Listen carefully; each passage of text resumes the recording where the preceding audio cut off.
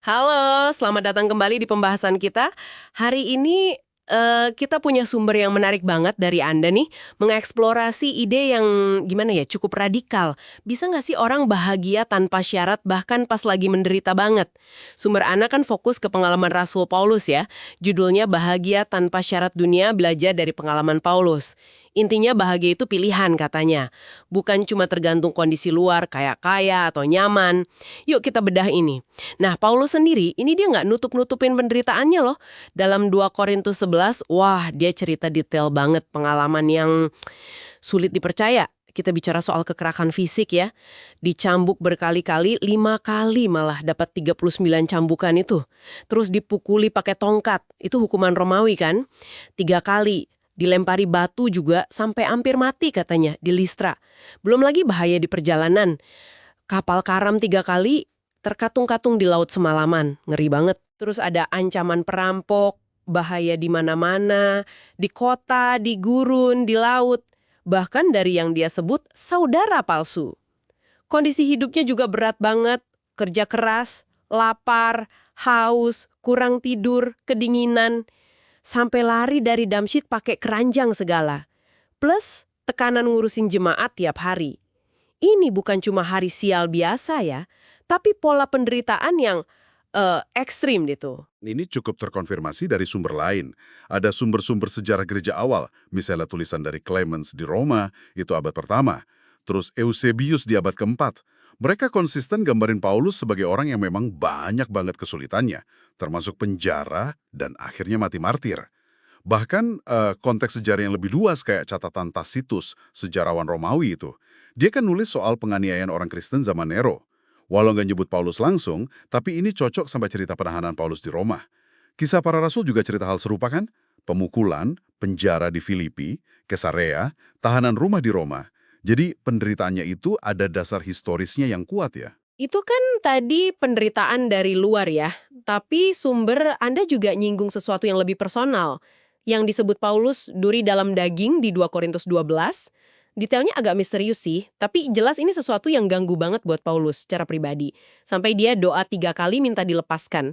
Tapi jawabannya bukan langsung lega gitu ya, malah dibilang cukuplah kasih karuniaku bagimu, sebab justru dalam kelemahanlah kuasaku menjadi sempurna. Ini menarik. Maksudnya kasih karunia cukup di sini gimana ya? Apa penderitaannya hilang gitu? Nah, ini dia inti pergeseran perspektifnya. Kasih karunia cukup di sini tuh kayaknya bukan berarti penderitaannya hilang atau tiba-tiba jadi enak. Mungkin lebih ke kesadaran bahwa ada kekuatan ilahi atau kehadiran Tuhan atau ya perspektif baru yang cukup untuk menanggung penderitaan itu. Bahkan bisa nemuin tujuan di dalamnya. Paulus jadi nggak lagi lihat penderitaan sebagai tanda ditinggal Tuhan atau kutukan, malah sebaliknya. Dia mulai melihatnya sebagai cara buat ikut serta dalam penderitaan Kristus. Jadi kesempatan di mana kekuatan Tuhan justru paling kelihatan nyata, pas dia sendiri lagi ngerasa paling lemah. Ini semacam pilihan sadar gitu, untuk memaknai ulang semua pengalamannya. Oke, jadi ini bukan soal nyangkal rasa sakit atau sulitnya kondisi ya, tapi lebih ke nemuin makna atau bahkan semacam sukacita di tengah kondisi itu. Gimana kebahagiaan tanpa syarat ini kelihatan dalam prakteknya? Apa dia jadi orang yang senyum terus gitu atau gimana? Kalan. Sumber Anda kan menekankan kalau Paulus itu bicara soal bersukacita dalam kelemahan, dalam siksaan, dalam kesesakan. Itu di 2 Korintus 12 ayat 10.